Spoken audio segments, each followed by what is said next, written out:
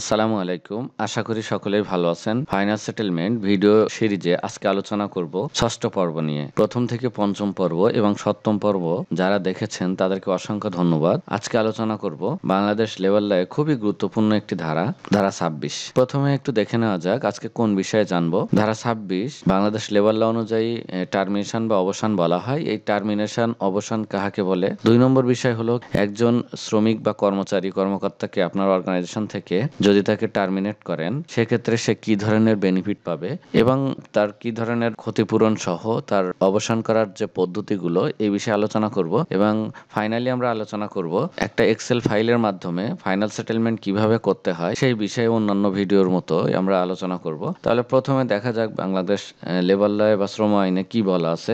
বাংলাদেশ শ্রম আইনে ধারা 26 বরখাস্ত ইত্যাদি ব্যতীত অন্যভাবে মালিক কর্তৃক শ্রমিকের চাকরি অবসান।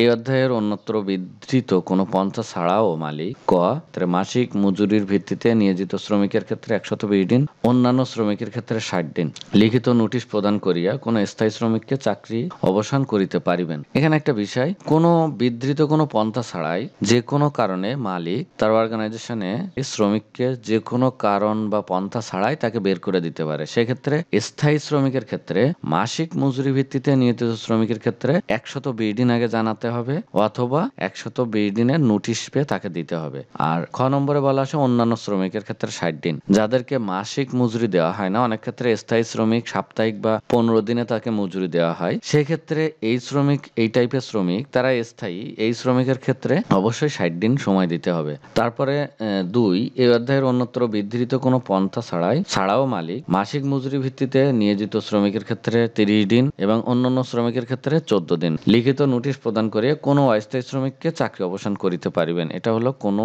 অস্থায়ী শ্রমিক মাসিক যাদেরকে দেওয়া হয় মজুরি তাদের 30 দিন এবং মাসিক যাদের দেওয়া হয় না মজুরি তাদের 14 দিন। 3, যে ক্ষেত্রে মালিক বিনা নোটিশে কোনো শ্রমিককে চাকরি অবসান করিতে চাহেন সেক্ষেত্রে তিনি উপধারা 1 অথবা 2 এর অধীনে প্রদীয় নোটিশের পরিবর্তে নোটিশ মেয়াদের জন্য মজুরি প্রদান করিয়া করিতে পারিবেন। তার মানে ইনস্ট্যান্ট, যেটা আমি প্রথমে বলছিলাম, কোনো স্থায়ী শ্রমিকের ক্ষেত্রে যাদের মাসিক মজুরিতে নিয়োজিত তাদেরকে 120 দিন আগে নোটিশ দিতে হবে এবং যদি ইনস্ট্যান্ট কোনো কারণ ছাড়াই কাউকে বের করতে চান তাকে 120 দিনের মজুরি প্রদান করতে হবে। এটা হলো স্থায়ী। এবং স্থায়ী 2 ক্যাটাগরি আসে, মাসিক মজুরিতে এবং যারা মাসিকভাবে যাদেরকে মজুরি দেওয়া হয় না, সাপ্তাহিক বা 15 দিন পর দেওয়া হয় তাদের ক্ষেত্রে 60 দিন। ইনস্ট্যান্ট যদি আপনি বের করে দেন সেক্ষেত্রে 60 দিনের মজুরি দিতে হবে, আর যদি 60 দিন আগে নোটিশ দেন কোনো মজুরি দেওয়ার দরকার নাই। তারপরে অস্থায়ী শ্রমিকের ক্ষেত্রে মাসিক মজুরিতে যারা নিয়োজিত আছে তাদেরকে 30 দিনের এবং অন্যান্য শ্রমিকের ক্ষেত্রে 14 দিনের আগে নোটিশ দিতে হবে অথবা নোটিশ মেয়াদে তাকে মজুরি প্রদান করতে হবে।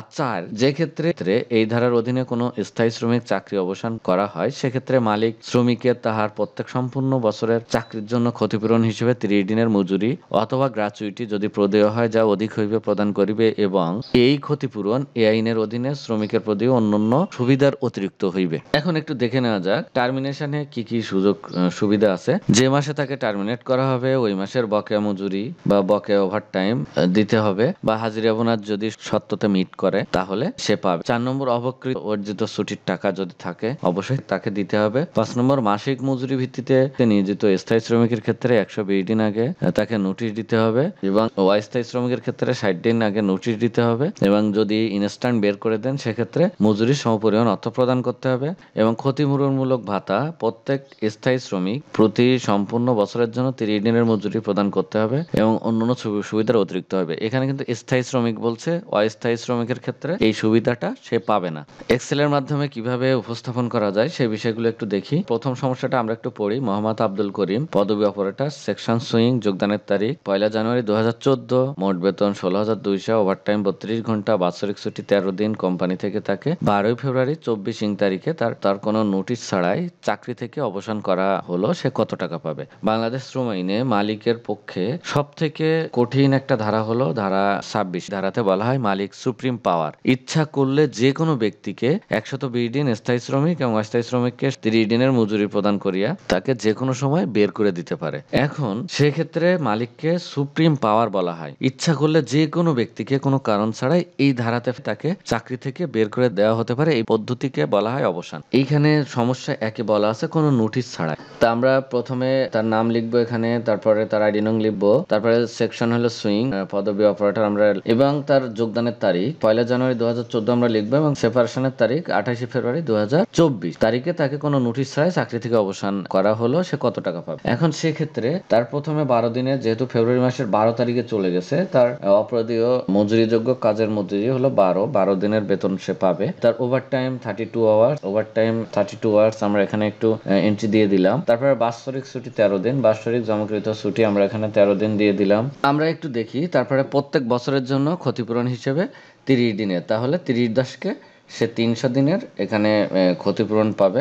তো 300 দিন আমরা এখানে এন্ট্রি দেই, তবে তারপরে নোটিশ ছাড়াই তাকে টার্মিনেট করা হয়েছে, সুতরাং তার 120 দিনের বেনিফিট তাকে দিতে হবে, দিয়ে সে পাবে 1,45,118 টাকা। এর ভেতরে তার কোনো কর্তনের বিষয় একটু দেখি, অপরিশোধিত কোনো ঋণ আদৌ তার কাছে নাই। অনুপস্থিতি বাবদ কর্তন যদি 12 দিনের ভেতরে একদিন অনুপস্থিত থাকে, এবং 3 নম্বরটা এটা আসলে এই ধারার জন্য প্রযোজ্য না, এবং 4 নম্বর যে বিষয়টা, অন্য যদি কোনো কর্তন থাকে তাহলে এখান থেকে কেটে নিতে হবে, এবং 5 নম্বর রাজস্ব 20 টাকা তার এখান থেকে কেটে নিতে হবে। এখন আমরা সমস্যা দুইটা একটু দেখি। এখন দেখি কত টাকা তাকে দেওয়া হয়েছে, সে পাবে 1,45,098 টাকা। এখন সমস্যা দুইটা হলো সেম, বাট একটা বিষয় এখানে একটু ক্লিয়ার করা আছে, যে তাকে 120 দিনের নোটিশ করে চাকরি থেকে অবসান করা হলো, তার মানে 120 দিন আগে তাকে নোটিশ করা হয়েছে, সুতরাং সব বেনিফিট ঠিকঠাক পাবে। শুধুমাত্র নোটিশ পেটা তাকে দেওয়া হবে না, যেহেতু তাকে মালিক 120 দিন আগে তাকে নোটিশ করেছে যে আগামী 120 দিন তোমাকে টার্মিনেট করা হবে, সুতরাং সে নোটিশ পেটা পাবে না, ফলে সে পাবে 1,08,431 টাকা। আজ এই পর্যন্ত। আপনারা ভালো থাকবেন, সুস্থ থাকবেন, আল্লাহ তাআলা সবাইকে ভালো রাখুক, এই প্রত্যাশা নিয়েই আজকের মতো বিদায়। আসসালামু আলাইকুম।